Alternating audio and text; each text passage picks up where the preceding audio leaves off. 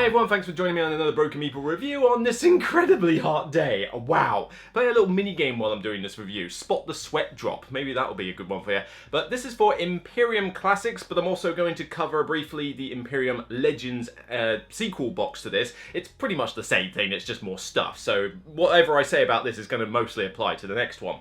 But this is a new game from Osprey Games, and David Turksey and Nigel Buckle have designed it. And this is starting to get a lot of buzz online. On BGG, it's becoming now one of the hotness games. On Facebook, I'm seeing more and more people talk about this game, both pros and cons. And I thought, I need to have a look at this, because theme-wise, I didn't really care about it at first. It's like, oh, ancient civilizations, yeah, that's not my main thing, and it's not a civilization game per se. But then I found out, okay, it's a deck builder, but with some extra meat and some tweaks to the system. It's like, okay, I'm very keen on that kind of thing, as evidenced by other games I've had where I've tried to hunt these things down. But it also said that, oh yeah, you get to play like multiple different factions that each play very differently with their own conditions for winning sometimes. It's like, okay. You have my curiosity, but now you have my attention. Now you're starting to sound a bit like the Empires of the North and Portal. It's like, so I thought I'd check this one out. Question is, was it worth it? Formidable adversaries are arrayed against you. Your people stand ready, history beckons. In your hands lies the destiny of one of history's great civilizations. Under constant threat of attack, you must conquer new lands, oversee dramatic scientific and cultural advances, and lead your people into the era of empire. Expand too rapidly, and unrest will bring your civilization to its knees. Build up too slowly, however, and you might find yourself a mere footnote of history. As one of 8 radically asymmetric civilizations, you will compete to become the most dominant empire the world has ever seen. Imperium is at its heart a deck building game. In each box there is 8 different factions. In Classics you will get the Carthaginians, the Celts, Greeks, Macedonians, Persians, Romans, Vikings and Scythians. Is that how you pronounce them? And you can play this solo against a bot who will control one of the other civilizations, or you can play against up to 3 other players. The Imperium Legends box contains 8 other civilizations to boost your collection, but these are generally more complex and require a bit more skill to pilot. On your turn, you are able to perform 3 actions and several exhaust abilities, and what you will use is the cards in your deck, but you only have so many cards to begin with. Other cards are set aside in a nations deck and a development deck, and you will only unlock these if you progress through your deck and cycle through it as quickly as possible. But there are also cards that you can buy from a central market that is available to all players. However, buying the best cards from these will land you with unrest cards, which are essentially negative points and clog up your hand. Each faction has its own unique cards, and you will need to play to its individual strengths in order to do well. There are several different win conditions that can be obtained, such as going through your entire development deck, or flipping over the King of Kings card from a separate deck, which involves controlling as many regions as you can and playing your glory card. Some factions, particularly in the Legends set, even have their own individual win conditions unique to other players. In solo mode, you will play against a bot opponent who will play cards each turn, but the actions that those cards denote will be dictated by a unique set of rules for that civilization. Players will continue playing cards and using abilities and playing to the strengths of their individual faction until one of the endgame triggers is met, at which point you'll total up the victory points based on all the cards in your deck, and of course, the one with the most is the winner. Of course! So we kickstart off with duration. These games need to not take too long because deck builders by their nature are fun, but they are very rinse-repeat. So you are going to be constantly playing cards and using abilities, and yes, your deck will get bigger and more cool stuff will be added, but eventually deck builders will outstay their welcome if you're not too careful. Imperium has a bit of that problem already. The game will take you a good 60 to 90 minutes just to play a solo game. This is not the game that you play when you're waiting for your flight at the airport. This is the game you pull out when you realize your flight has been delayed. This game takes a while, and even then, that's in solo mode. If you play this with multiple players, particularly 3 and 4, this game easily breaches the 2-hour mark, and that's just way too long for a deck builder. The fact that it's got a lot of meat in this game is all well and good, but that is a long time to be playing a game where you're constantly cycling through your deck and playing cards and thinking, when's the endgame trigger going to be met? Now, the designer has gone onto BGG and suggested some ways that the game can be shortened, but I have yet to try those, and you don't get a free pass for fixing your game after the fact. The setup of the game can take a while as well, because you have to organise your own cards into separate little mini decks as well as the central market, and if you're playing against a bot opponent, you're going to have to set up their section of mini decks as well as a central row for them to do their actions with the use of a die and various other means. So yeah, you are going to be spending some time with this game. It's not a quick filler, this is definitely a game you are getting stuck into for a while. Now when you're more versed in the game, you will be able to cut it down to a shorter game length, but that's not exactly that short. We're still talking at the bare minimum 60 minutes to play your solo game, and that's if you're playing an easy faction, know exactly what you're doing, and probably gun for your win condition.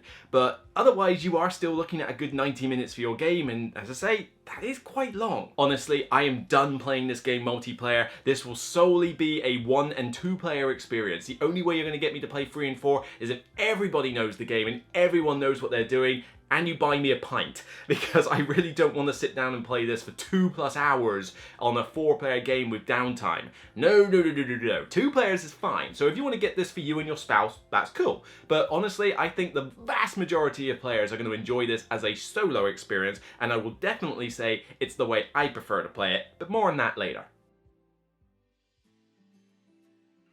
Things are kind of on the same hit and miss front for ease of play as well. The first few games you play are definitely going to be learning experiences. I mean, you have got a lot of stuff in that rulebook to contend with, there's a lot of intricacies of what you're doing with the game, but mainly it's because the rulebook could have been better, guys, really. It really could have been better. Not to say that it's full of errors or anything, although, as proven by an errata released several weeks after, there are 1 or 2 key rules that it missed out. I mean, seriously, did no one come across this in playtesting? But it's mainly the fact that the rulebook is not laid out in a beginner-friendly fashion. The setup is actually pretty good. It's done in numerical order, and you can see the picture of the setup game, and it's like, okay, so once you figure out what deck is what, which is a little bit of a fiddly part, you will be able to set the game up fine. It's just going to take you some time. It's not to say that you can't understand the game while you're reading the rulebook, but it's a lot of text. It's a scroll of text all over the place with next to no pictorial examples whatsoever. I mean, I don't know why colour and pictures are an alien concept to the publisher who wrote this rulebook, but it's like, why? Did no one think that visual aids might be a useful thing? You know, yes, you've got an anatomy of the cards and you've got the setup diagram, but no, show me what happens when these keywords come into effect. What do you mean by abandon? What do you mean by this? It's like, come on, show me as well as tell me. Now, subject to those little errata points, which you can get on boardgamegeek, and I will put links in the description to help you with this, you will be able to play the game from the book. And I did. I just think it's going to require a bit of time investment though. You're going to want to watch a playthrough, and I do recommend Paul Grogan's solo tutorial video that he's done. Again, I'll put a link in the description for that as well. This one was the one I watched to help me get into a solo game with the Romans, and once I'd watched that and done a bit of playthrough myself, did a little two-handed action as well, I was like, alright, I'm kind of getting it now, and now I can start playing it properly. It's not helped also by the fact that, even for a deck builder, this has got a lot of keywords. Remember the likes of Android Netrunner, where you had all the different names for the decks and that? Wow, this one gives Netrunner a run for its money with that. There's a lot of keywords in that book, and it's basically written in a giant kind of reference aid format, which would be great if it was just an A4 reference sheet that you had in front of you, which is not in the box, seriously, why no reference sheet? But, just go on BGG and find them, I guess. But it does mean that you're going to have to flick to and from the rulebook on a regular basis, because you're going to pick up a card and go, what does solstice mean? Okay, it does that. Okay, alright, what does abandon mean? What does doogarugarugu mean? It's like, there's a key word for everything in this game, and it doesn't explain on the cards what the keywords mean, so you constantly have to go back to the book and check. So, it's not that the game is impossible to play, and people have gone online and said the rulebook is complete garbage. That is not true. It's not that bad, but it's just not beginner friendly. You will have to accept that this is not a game for gateway gamers. This is not something I would throw to a new gamer in the slightest. This is really a gamer's game, and you're going to have to invest a little bit of time and a little bit of brain power to get it down and get it playing smoothly. So we're slipping up a little bit on ease of play and duration, guys. We're really going to need to pick it up for this section. Well, thankfully, it does, and with gusto. This is a really good, fun, meaty deck building game. Once I was getting past that initial stages of, I've got to go for this rulebook and got to learn all these keywords and that, I started clicking with what the game was doing in terms of its mechanics, and suddenly, it just kind of lit up for me. The decisions you have to make are meaningful. There's a lot of different combinations that you can do with these different factions and the cards that you acquire, and even then deciding whether I'm going to play a bunch of regions, conquer them, and go get those King of King cards, the purple ones, I forget what they're called, fame cards that are really powerful, but then maybe I just want to cycle through my deck really quickly. Maybe I don't really care about cycling through my deck. Maybe I've just acquired some really good cards that work in combination and I just want to get them out into play and then speed through like that. There's a lot of different ways that you can approach it, particularly when you pick different civilizations, and it really does. It does lead up to what is a very fun experience. A bit long, and it requires investment to get there, but when you do get there, you are in for a big reward. Now, there's not a great deal of player interaction though. Some factions are better at it than others. The Celts have got ways of sometimes stealing a token from you or shoving an unrest card in your deck, and there's a couple of other civilizations that have a similar thing, but that's kind of it really. There's not a huge amount of it in this game, and certainly nowhere near enough player interaction to justify the game length that a 3 and 4 player game will take. As I said, 2 player is still kind of alright. So honestly, really, you're better off playing this solo, and it's definitely the way I want to play it. And a lot of that comes down to how robust the solo system is. It really does a good job of mimicking what a multiplayer opponent would do with that civilization, and with that unique table of actions that it does differentiate the civilizations, so playing against the Romans as an opponent is going to be very different from playing against the Persians. And the system itself is not that difficult to operate, even though there's a lot of different moving parts in the game. It's kind of what you kind of get from a lot of David Turksy's solo modes, in my opinion. You get a really good, robust solo system. It's like a well done steak. It's really good quality, meaty decisions, really good quality meat. It's just chopped up in a lot of bits that you've got to micromanage. So, but it's not like it's fiddly to operate or anything. Once you get the rules of the main game, learning the solo mode on top is actually pretty straightforward. In fact, I dare say you might as well just learn this game from the solo booklet and not care about the multiplayer aspects. Not that there's a huge amount of difference, you still have that central display, it's just a case of deciding, alright, so the bot is going to exile that card first, or they'll buy this one first, or they'll like discard one of these first. You know, it just depends on what that table says. However, having to go back to the rulebook constantly to find that table is a bit of a pain. I recommend going on BoardGameGeek and printing out and laminating these like separate cards that people have done where they've copied out the tables and you can have them separate. Again, I'll put a link in the description, but believe me, I've got them and they make a world of difference. Now, before we get into the second half of this review, please consider leaving a thumbs up on the video. It means the world to me to know you appreciate the content. Also, don't forget that this channel is sponsored by Zatu.co.uk. In the description, you will find a code for 5% discount off anything you purchase off their website. If you like the sound of this game or anything else I've reviewed on the channel and you want to save yourself a bit of money while purchasing some great games, consider visiting Zatu.co.uk and making a purchase today. Now, on to the rest of this review. Now, returning to aesthetics, it's going to be fairly subjective, but it's hit and miss in places. Firstly, the artwork. I actually quite like this artwork. It's colourful, it's kind of hand-drawn, a little messy in places, but you look at these 4 factions on the front, they're very distinct. You can tell instantly what faction each one of these belongs to if you know anything about your ancient civilizations. And the artwork on the cards is similar in that regard. There's a lot of different illustrations, there's a lot of interesting pictures and Easter eggs to look at. I personally quite like the art to this game. Now, component quality is where things take a bit of a downturn though. You're left with these very chintzy tokens, some of which you've got to spend ages fiddling around with, which is a bit annoying. The whole 3 actions and 5 exhaust abilities that you have a turn, you basically have to pile them up on one card and then take a token off every time you do something. Believe me, the second you get to the point where you can do this stuff in your head, the better, because fiddling around with those tokens is a pain.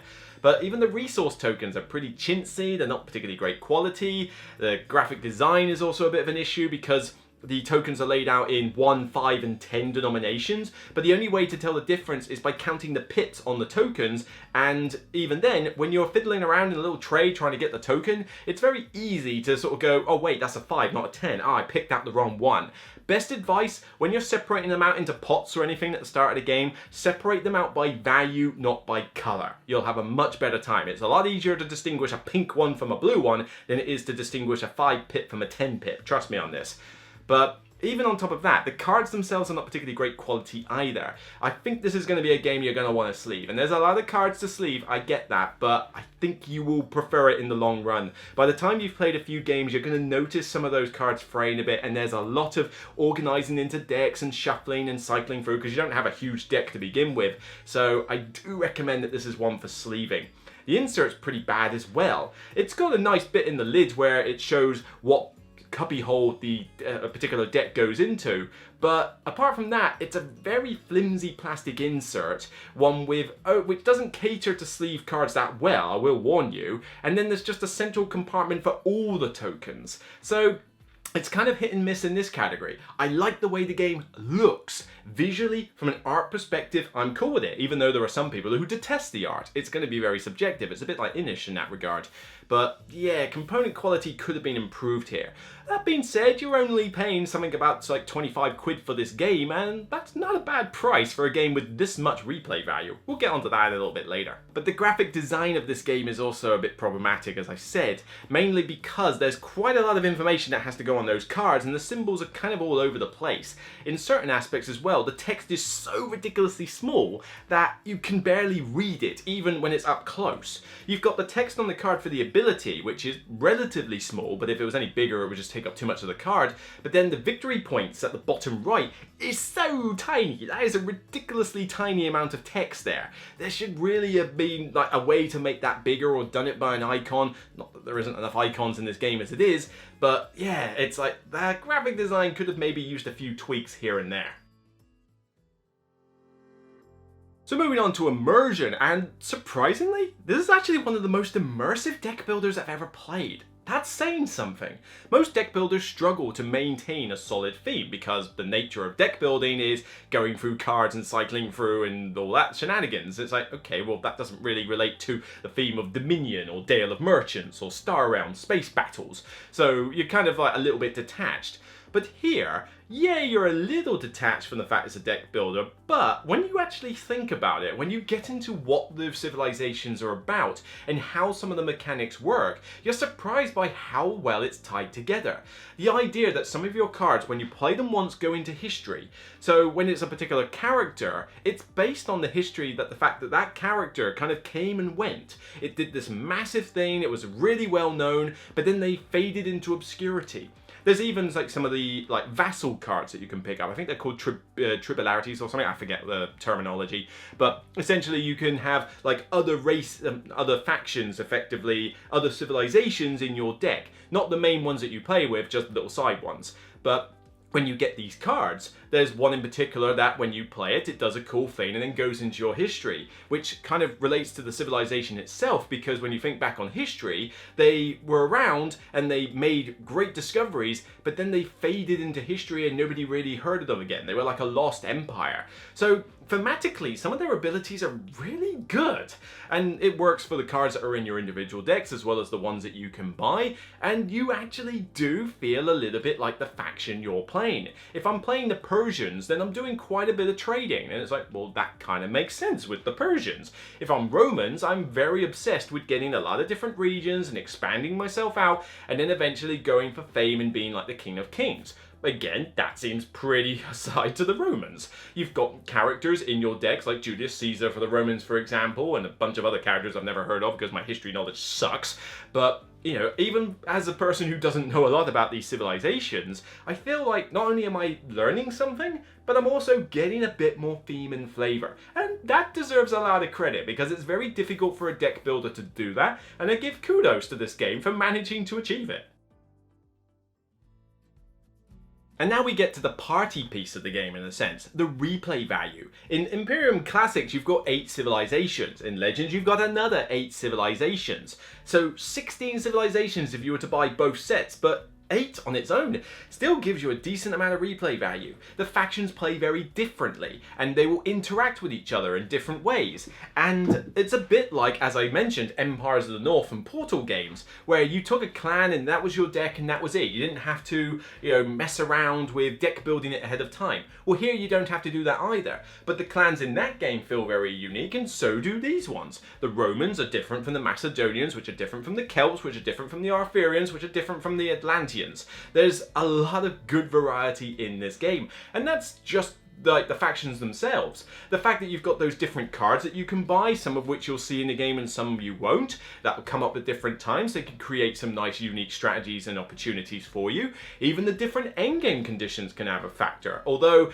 I will say that the game tends to end more from the King of Kings card and possibly the development deck than it does the Revolt one.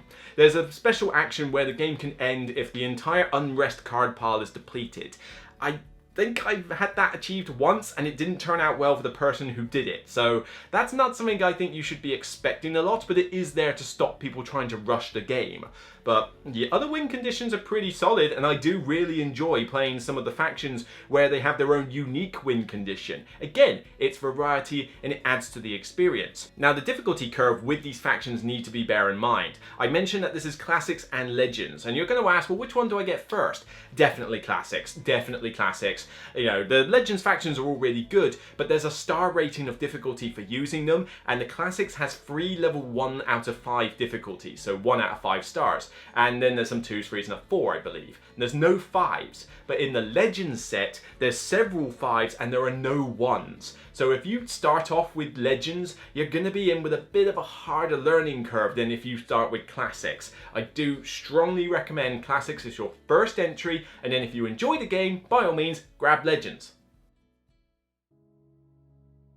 So in summary, I really enjoyed my time with Imperium. It's a solid deck building game that feels different from a lot of the other deck builders that are out there. It does a phenomenal job of weaving theme into its mechanics, but then its mechanics are still meaty, really interesting, really different, and I just love how differentiated the factions are and how they play off each other.